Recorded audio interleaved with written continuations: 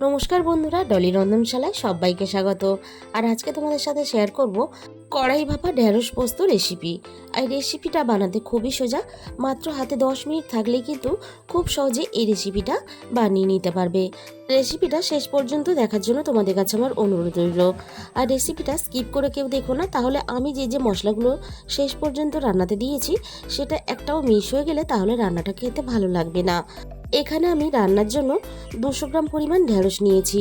আর ঢেঁড়সগুলো কাটার আগে আমি খুব ভালোভাবে ধুয়ে পরিষ্কার করে নিয়েছি। ঢেঁড়সগুলো যেহেতু খুব বেশি বড় না, তাই কিন্তু আমি ঢেঁড়সগুলো গোটা রাখবো। আর ঢেঁড়স খুব বেশি টুকরো করে কাটলে বা রান্নার আগে খুব ভালোভাবে না ধুয়ে নিলে রান্নার সময় পিচ্ছিল ভাবটা অনেকটা বেশি হয়। তাই আমি এখানে খুব বেশি ছোট করে ঢেঁড়সগুলো কাটলাম না, গোটাই রেখে আমি কেটে নিলাম। তবে খুব বেশি বড় হলে তাহলে তোমরা 2 পিস টুকরো করে কেটে নিতে পারো। সমস্ত ঢেঁড়সগুলো আমার কাটা রেডি হয়ে গেছে। এবার ঢেঁড়সগুলোকে আমি একটা সাইডে সরিয়ে রেখে দেবো। আর এই রান্নার জন্য আমি একটা মশলা বানিয়ে নেব। প্রথমে আমি দেখো একটা ছোট বাটি নিয়েছি। বাটির মধ্যে আমি আন্দাজ মতো চায়ের চামচের প্রায় 4 চামচের মতো টক দই নিয়ে নিলাম। এবারে আমি দইয়ের মধ্যে দিয়ে দিলাম হাফ চামচের একটু কম হলুদ গুঁড়ো। আর স্বাদের ব্যালেন্সের জন্য আমি এখানে হাফ চামচের একটু কম চিনি দিয়ে দিলাম। আর এখানে টকের পরিমাণটা বুঝে চিনিটা ব্যবহার করবে। খুব বেশি টক হলে তাহলে রান্নাটা খেতে ভালো লাগবে না।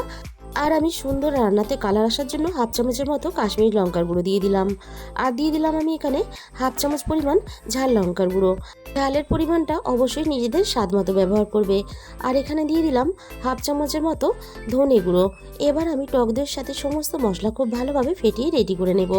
বন্ধুরা, তোমরা হয়তো ঢেঁড়সের অনেক রকমের রেসিপি বানিয়ে খেয়েছো, তবে এই রেসিপিটা আমি বানিয়ে খাওয়ার পরে আমার মনে হয়েছে এর থেকে সোজা আর এতটা টেস্টি রেসিপি আর মনে হয় ঢেঁড়সের হয় না। তাই তোমাদের সাথে আমি আজকে এই ঢেঁড়সের রেসিপিটা শেয়ার করলাম। মশলাটা আমি খুব ভালোভাবে ফেটিয়ে রেডি করে নিয়ে এবারে একটা সাইডে রেখে দেব। আমি রান্নার দিকে চলে এসেছি। আমি প্রথমে কড়াইয়ের মধ্যে প্রায় 4 চামচের মতো সর্ষের তেল দিয়ে দিলাম। আর এই রান্নাটা কিন্তু আমি সর্ষের তেলেই পুরোটা করব। সর্ষের তেলে করলে রান্নাটা খেতে বেশ ভালো লাগে। তবে তোমরা চাইলে রান্নাটা সাদা তেলেও করতে পারো। আমি প্রথমে তেলটাকে খুব ভালোভাবে গরম করে নিলাম। এবার আমি ফোড়নের তেলের মধ্যে দিয়ে দেব অল্প একটু কালো জিরে। এই রান্নাতে অবশ্যই ফোড়ন হিসাবে কালো জিরে ব্যবহার করবে। রান্নার স্বাদ আর গন্ধ দুটোই খুব ভালো হয়। এবার আমি এখানে কেটে রাখা সমস্ত ঢেঁড়সগুলো দিয়ে দিলাম। ঢেঁড়সগুলো ফোড়নের সাথে আমি 3 থেকে 4 মিনিটের মতো নাড়াচাড়া করে একটু ভেজে নেব। ঢেঁড়স রান্নার জন্য খুব বেশি ভাজতে লাগে না, তবে ঢেঁড়সের মধ্যে যে পিচ্ছিল ভাবটা থাকে, পিচ্ছিল ভাবটা কাটানোর জন্য আমি 2 থেকে 3 সেকেন্ডের মতো কড়াইয়ের গায়ে একটু ছড়িয়ে ভাজা ভাজা হতে দেব। আর রান্নার সময় ঢেঁড়সের মধ্যে প্রথমেই লবণ দেবে না, তাহলে পিচ্ছিল ভাবটা সহজে কাটবে না আর ঢেঁড়সগুলো ভাজতেও দেরি হবে। ঢেঁড়সের একটু পিচ্ছিল ভাবটা কমে গেছে। এবার আমি এখানে ঢেঁড়সের মধ্যে স্বাদ মতো লবণ দিয়ে দিলাম।